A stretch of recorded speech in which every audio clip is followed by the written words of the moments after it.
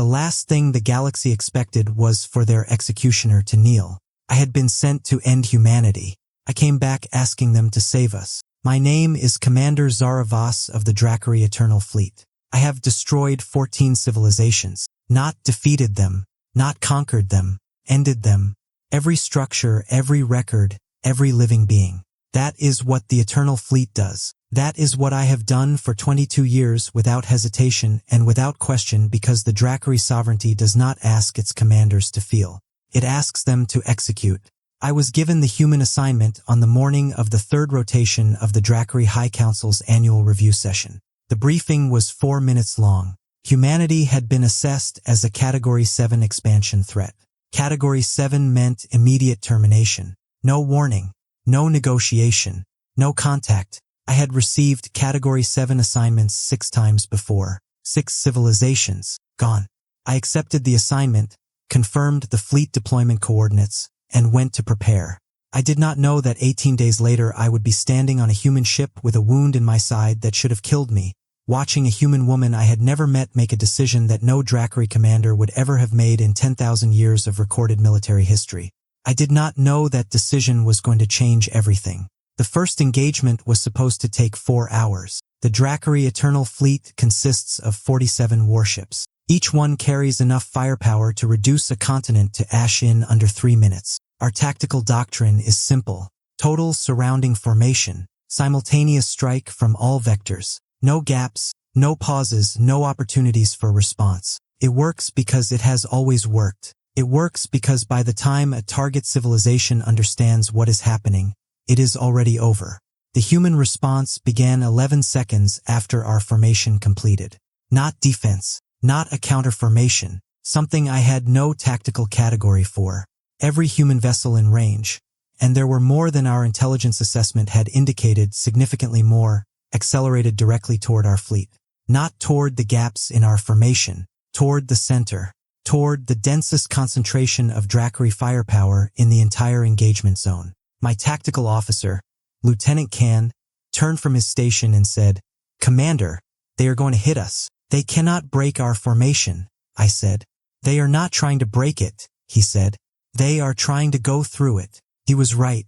The human vessels did not attempt tactical maneuvers. They did not try to find weaknesses in our positioning.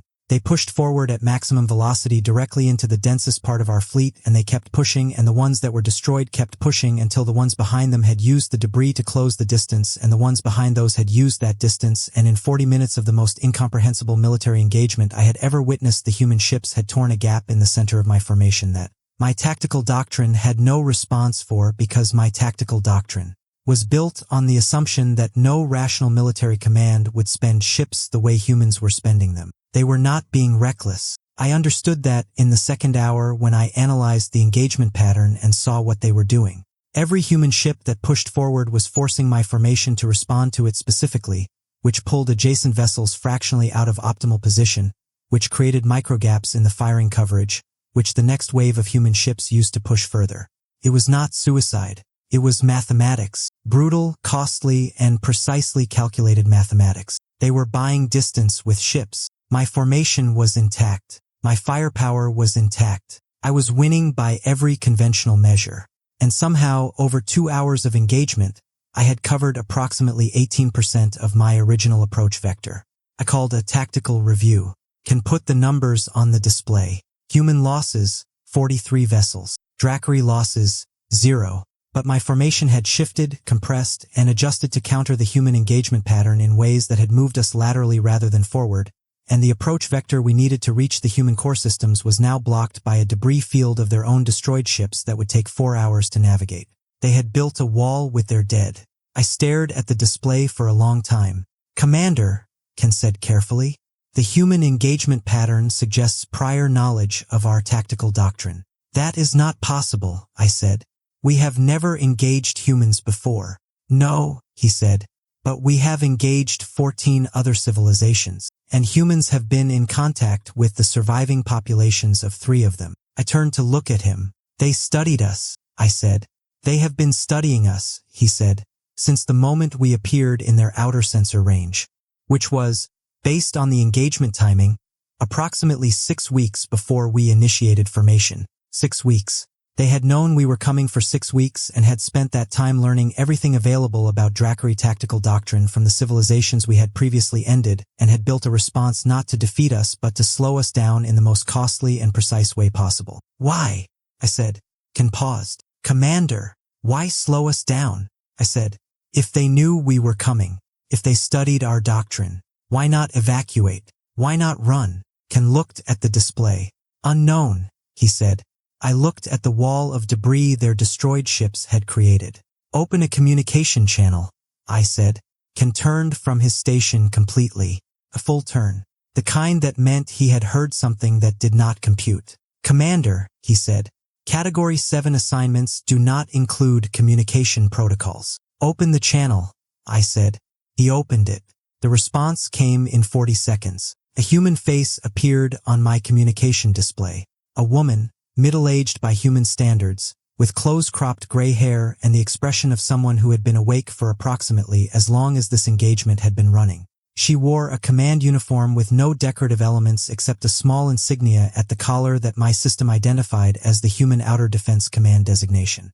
Her name, according to the identification signal that accompanied the channel open, was Admiral Sarah Cross. She looked at me for a moment. Dracari Commander, she said. Her voice was level. Not performing calm, actually calm. Admiral Cross, I said. You knew we were coming. Yes, she said. You did not run. No, she said. Why? She was quiet for a moment, not hesitating, choosing. Because there are 400 billion people behind me, she said. And running only works if there is somewhere to run to. She held my gaze on the screen. There is nowhere in this galaxy that is far enough from the Dracari Eternal Fleet. We calculated that 3 years ago when we first identified the pattern of Category 7 assignments. She paused. Running was never the answer. So you fought, I said. We slowed you down, she said. Those are different things. I looked at her. 43 ships. Your people. I know, she said. And the way she said it, the weight of it, 2 words carrying something that I had never heard in the voice of a military commander in 22 years of warfare. Not pride, not resolve, but grief, actual grief, for 43 ships of people she had sent forward into Dracari fire. I did not have a framework for that. Dracari commanders do not grieve losses. We calculate them. Why are you talking to me? I said. Because you opened the channel, she said. Which means something changed. Something in the engagement made you want to talk instead of continuing. And if something changed, she paused, then maybe the outcome does not have to be what you were sent here for. I studied her on the screen. I was sent to end your civilization, I said. Category 7 is not a negotiable designation. I know what Category 7 means, she said. I know exactly what it means. She leaned forward slightly. I am asking you why you opened the channel. I did not have a clean answer. The honest answer was that I had looked at a debris wall built from destroyed ships and understood for the first time in 22 years that the civilization I was looking at was not what my 4-minute briefing had described. Category 7 threat assessment was based on expansion patterns and resource consumption and projected military capacity. It was not based on what a civilization did when the Eternal Fleet appeared in their space with 47 warships and began a termination formation. What humanity had done was spend 43 ships to buy time. Not for their military. The debris wall was not a defensive structure. It was a delay mechanism. I had been looking at it wrong. It was buying time for something else. What are you evacuating? I said. The shift in her expression was small. But I had been reading military commanders for 22 years. Children, she said. Medical facilities, research archives, the things that can't fight and shouldn't have to. She held my gaze. We have been moving them since we knew you were coming.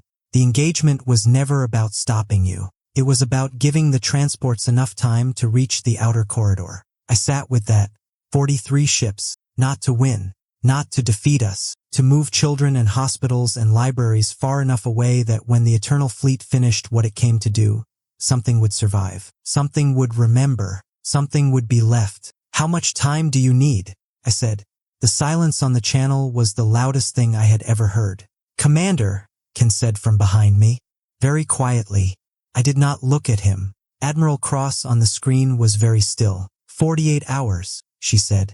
The last transports clear the outer corridor in 48 hours. I looked at the debris wall on my tactical display. The formation adjustment that clearing it would require. The vector recalculation needed to resume optimal approach. 48 hours was, approximately, the time required to navigate the debris field and resume formation. Admiral Cross, I said, I am going to navigate the debris field. That process will take approximately 48 hours. During that time my fleet will not be in firing position. She understood. I could see her understand. When you reach the other side, she said. When I reach the other side, I said, I will have a decision to make. Yes, she said. I want to understand something first, I said. The 3 civilizations we ended before. The ones whose surviving populations told you about our doctrine. You spoke to them. You helped them. What was left of them? She said quietly. Yes. Why? She looked at me with an expression I had no Dracari word for. Because they needed help, she said. Because we could give it. Because, she started again. Because what happened to them was wrong. And knowing something was wrong and doing nothing about it because it was not our problem is not something we are built for. I looked at her. That is not strategic, I said. No, she said. It is not. It gains you nothing. It gained us the information that let us prepare for you, she said. But that was not why we did it. I closed the channel. I sat in the command center of my flagship for a long time while 47 Dracari warships began the navigational process of moving through a debris field that 43 human ships had died to create. I thought about 22 years. I thought about 14 civilizations. I thought about 4-minute briefings and Category 7 designations and a tactical doctrine that had never once been slowed down for 48 hours by anything except a wall of destroyed ships belonging to a species that had spent those 48 hours moving children. I thought about Admiral Sarah Cross saying because they needed help and meaning it. I thought about what it meant that in 22 years of ending civilizations, not one of them had opened a communication channel and asked me why. Not one of them had looked at me on a screen and said something changed. Not one of them had spoken to me like I was someone who could make a decision. They had all assumed the decision was already made. For 22 years, they had been right. The debris field navigation took 51 hours, not 48. A structural anomaly in the outer ring of the field required a formation adjustment that added 3 hours to the timeline. I did not accelerate. When my fleet cleared the field and reformed on the other side, I ran the sensor sweep that standard doctrine required before initiating the next phase of a termination assignment. The sensor sweep showed me an empty corridor. No human vessels, no structures, no life signs in the immediate operational zone. The transports had cleared. Whatever had been on them was somewhere in the outer corridor, beyond my current operational range, alive. I sat in the command center and looked at the empty space where a human defense engagement had been 3 days ago, and thought about a decision I had been building toward since the moment I opened a communication channel on a Category 7 assignment. I said. Commander, transmit a full tactical report to High Council, I said. Include the engagement data, the communication log, and my command assessment. Your assessment, he said carefully. My assessment, I said, is that the Category 7 designation for humanity was based on incomplete intelligence. The expansion pattern identified as threatening is not military in nature. It is settlement, civilians, hospitals, research stations. I paused. My assessment is that the Dracari High Council received a flawed threat analysis, and that acting on it would constitute the termination of a civilization that does not meet the actual criteria for Category 7 designation. The command center was completely silent. Every officer at every station was not moving. Commander, Ken said, that assessment will result in my recall and likely my termination, I said. Yes, I know. Then, transmit it, I said. He transmitted it. The response from High Council came in 6 hours. Not a recall order. Not a termination notice. A question. The High Council had never sent a question to a field commander in 10,000 years of recorded Dracari history. The question was, what do you recommend? I looked at it for a long time. Then I transmitted the response that I had been composing in the back of my mind since I watched 43 ships build a wall so that children could reach the outer corridor. I recommended contact, not negotiation, not alliance, not any of the formal structures that Dracari protocol had language for. something that had no Dracari word because it had never been needed before. I recommended that we talk to them. The council's second response took 18 hours. It authorized contact and suspended the termination assignment pending review. It also informed me that the review would require a meeting between Dracari High Council representatives and Human Command Authority. Direct meeting, same location, and that I would facilitate it. I opened the channel to Admiral Cross. She answered in 40 seconds. She looked at me the way she had looked at me 3 days ago through the engagement and the debris field and the 48 hours that had apparently changed something. Commander Voss, she said. Admiral Cross, I said. The termination assignment has been suspended. She was very still. Pending review, I said. The review requires a direct meeting between High Council representatives and your command authority. I am transmitting the location and timing parameters. She looked at the transmission data that appeared on her screen. This is real, she said. Yes, you did this, she said. Not a question. I submitted an assessment, I said. The council responded to the assessment. What did your assessment say? I considered how to answer. It said that 43 ships died to move children out of a war zone, I said, and that a civilization capable of that decision is not what we thought it was. Admiral Cross was quiet for a long moment. Commander, she said, you understand what this cost you. My career, I said. Possibly more. Yes. Why? It was the same question I had asked her. Because they needed help, she had said. Because we could give it. I thought about 22 years and 14 civilizations and 4-minute briefings and a debris wall built from destroyed ships. I thought about the question that no civilization in 22 years had ever asked me. Something changed. Because I opened a communication channel, I said. And you asked me why. And I could not answer. And a commander who cannot answer why she is doing something, I paused, should stop doing it until she can. Admiral Cross looked at me for a long moment. The meeting location, she said. Neutral space. Our ships and yours. No weapons on the meeting vessel. Agreed, I said. I want to ask you something, she said. Yes, when you are in that room, she said. With the High Council and our command authority and the entire future of the situation depending on what happens in that meeting, she paused. What do you want the outcome to be? Nobody had ever asked me that. Not once. Not in 22 years. What do you want? Dracari commanders were not asked what they wanted. They were given assignments. I sat with the question for longer than I had sat with anything in a very long time. I want the council to hear what I heard, I said finally. When you told me about the transports, about the children, I paused. I want them to understand what kind of civilization they were about to end. And I want them to make a different decision than the one they sent me here to execute. And if they don't, she said, then I will have transmitted a report that ends my career for nothing, I said. And I will have to find a way to live with that. You could have just executed the assignment, she said quietly. Yes, I said. But you opened a channel. Yes, she was quiet. Commander Voss, she said. Zara, I said. I was not certain why. It was not Dracari protocol. It was not strategic. It was simply what came out. She accepted it the way Admiral Cross accepted everything, directly without ceremony. Sarah, she said. I nodded. The meeting is in 72 hours, I said. I will see you there. I closed the channel. Behind me, Ken was at his station with the specific stillness of someone processing a great deal very quietly. Sir, he said. I know, I said. The council's authorization is conditional, he said. If the meeting does not produce an agreement, the termination assignment resumes. You understand that? Yes. And your career is already the shape it is going to be, I said.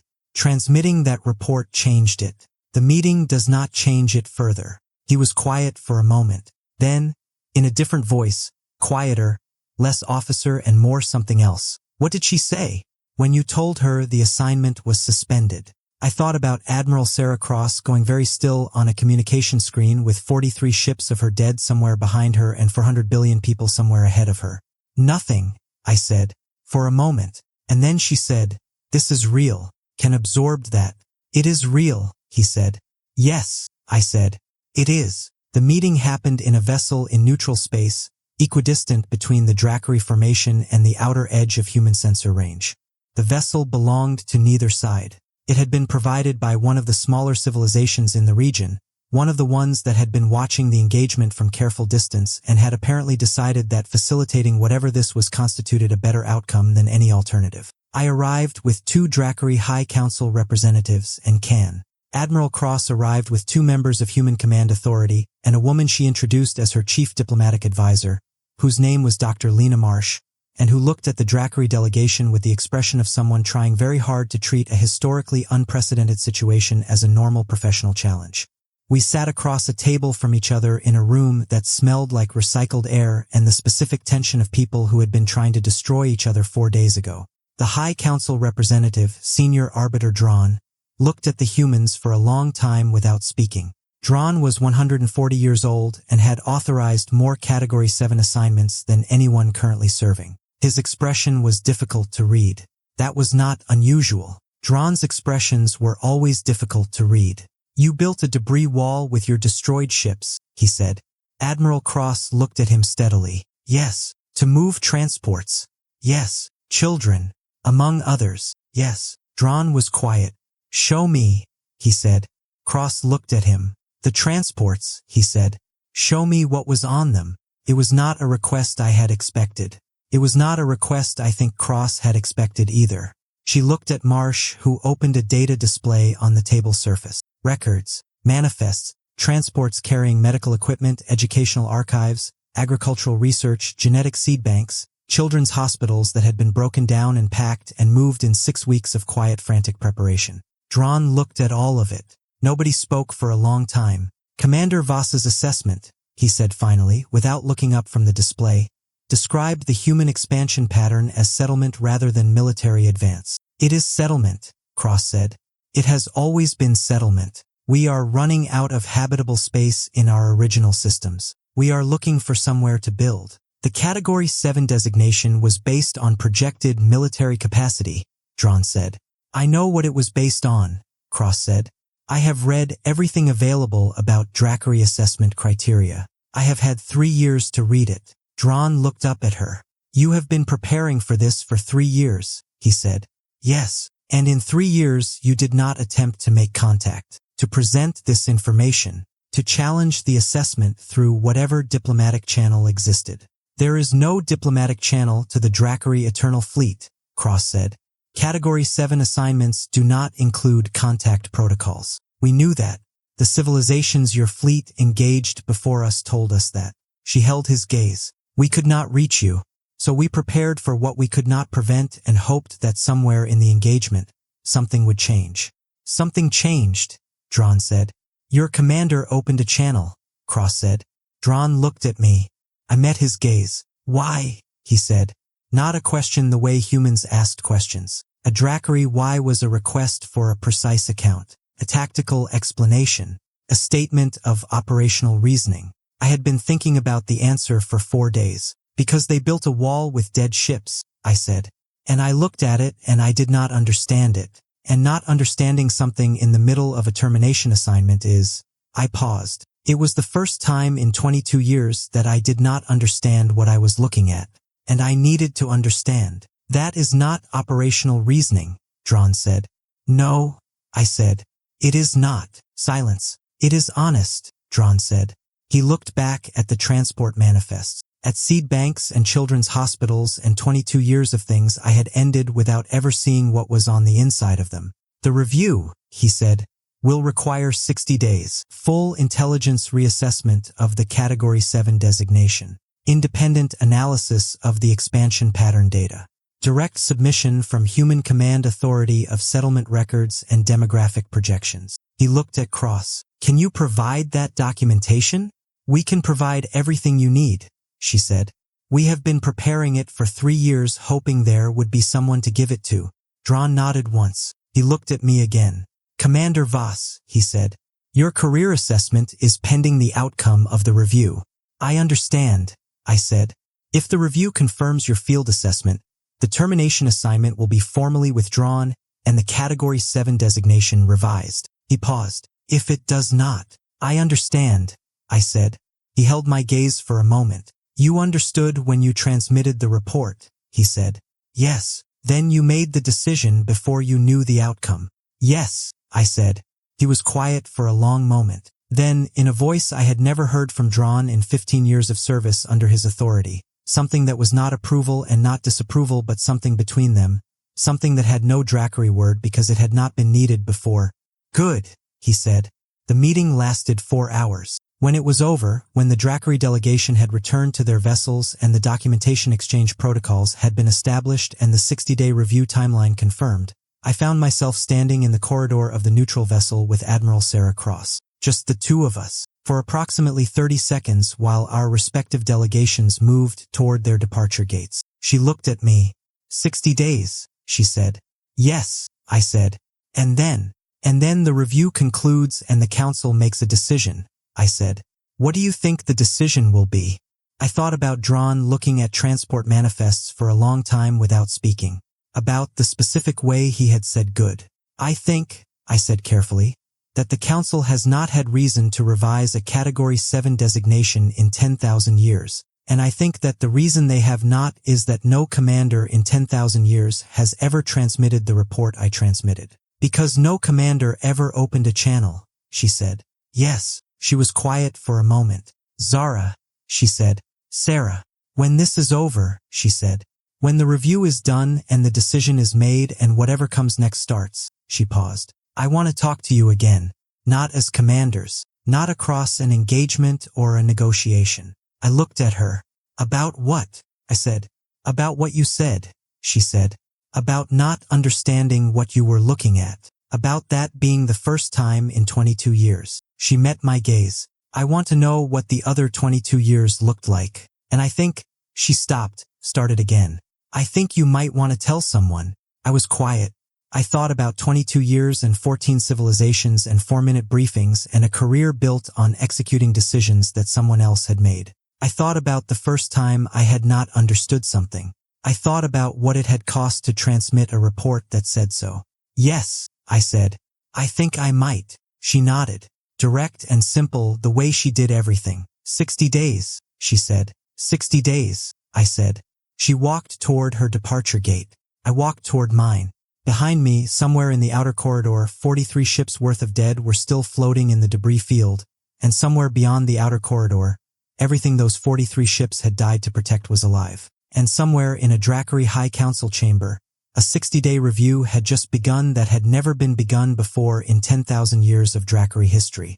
I thought about what it meant to be the first, not the strongest, not the most powerful, not the commander with the best tactical record or the most efficient termination history, just the one who looked at something she did not understand and asked why instead of continuing, just the one who opened the channel. Turned out that was enough. Turned out that was everything.